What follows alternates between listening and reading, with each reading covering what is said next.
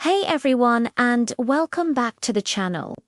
Today, we remarching onto the battlefields of the American Revolution to uncover the story of a man whose leadership forged a nation from the fires of war. George Washington. We often see him as a president, a stately figure on a dollar bill. But before all that, he was a general, a commander who stared defeat in the face and refused to blink. Our story begins not with a string of victories, but with a series of crushing setbacks. The early years of the war were brutal for the Continental Army. Outgunned, outnumbered, and outtrained by the British regulars, Washington's forces were constantly on the defensive. Imagine the scene in late 1776, after a humiliating defeat in New York. A battered and bruised Continental Army is retreating across New Jersey. Morale is at rock bottom.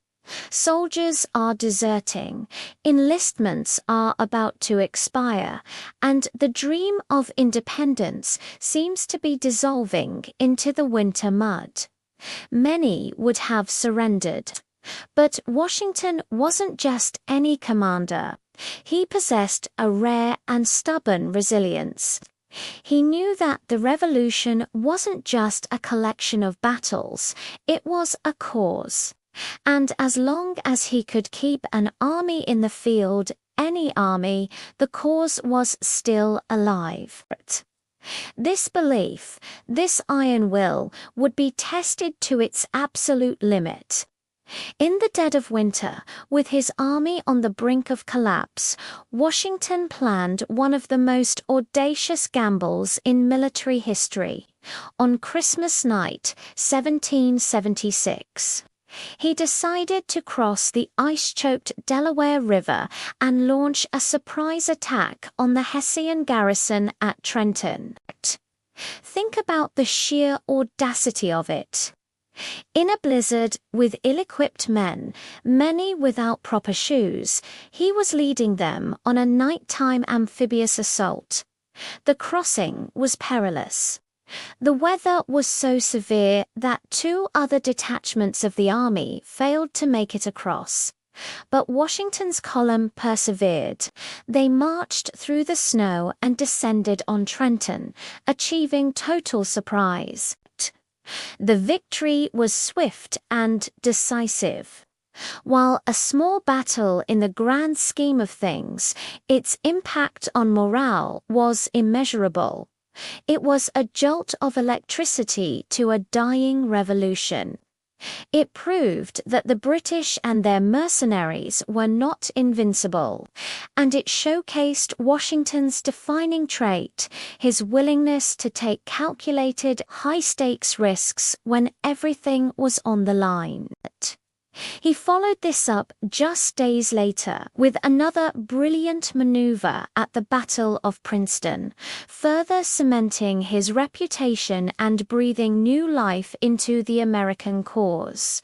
But leadership isn't just about daring victories, it's also about enduring hardship, and no place tested Washington's leadership more than the winter encampment at Valley Forge in 1777.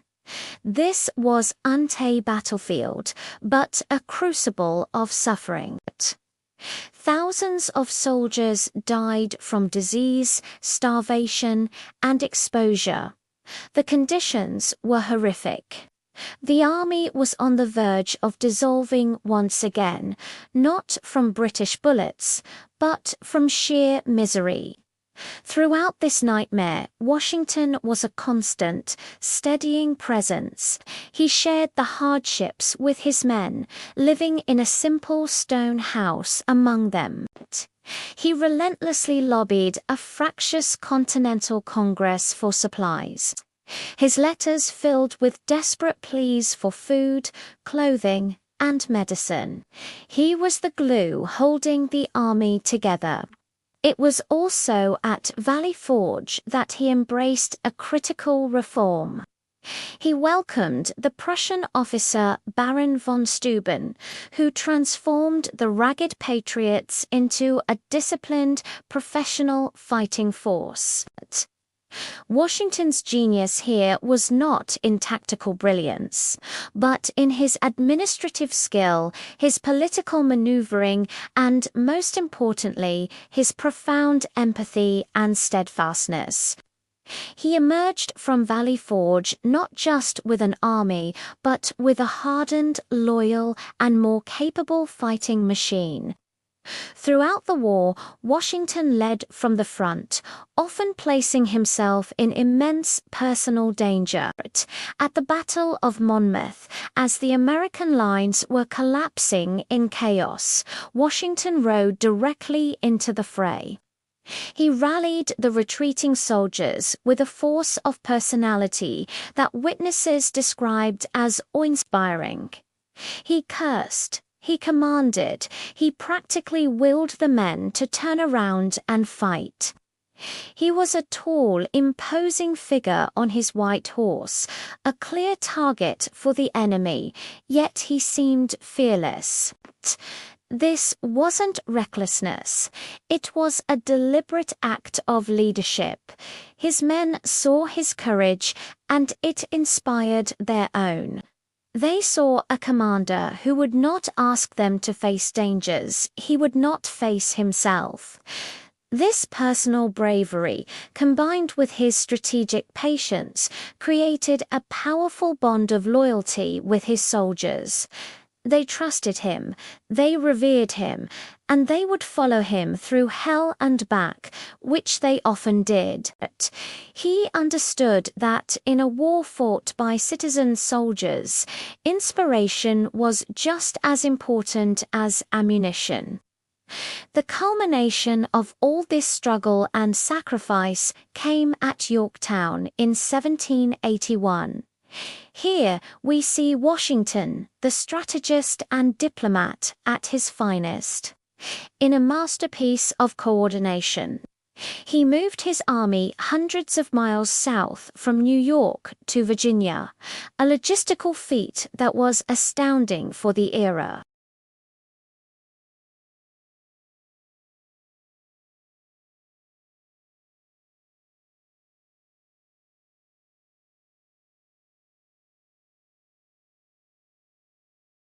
At the same time, Washington coordinated with the French fleet under Admiral de Grasse to blockade the Chesapeake Bay, trapping the British Army under Lord Cornwallis at Yorktown.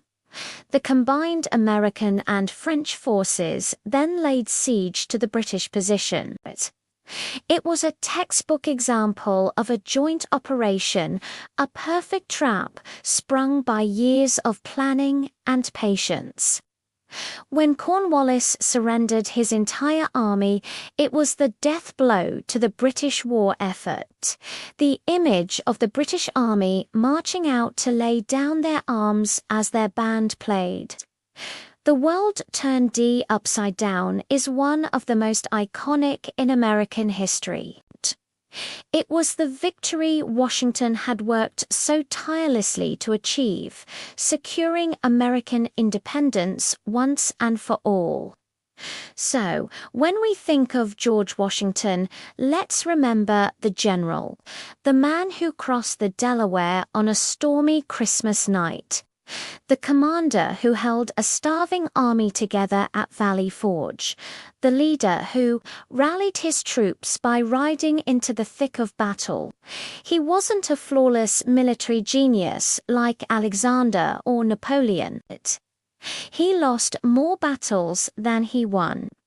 But his true genius lay in his unbreakable resolve, his strategic patience, and his incredible ability to inspire loyalty and persevere through the darkest of times.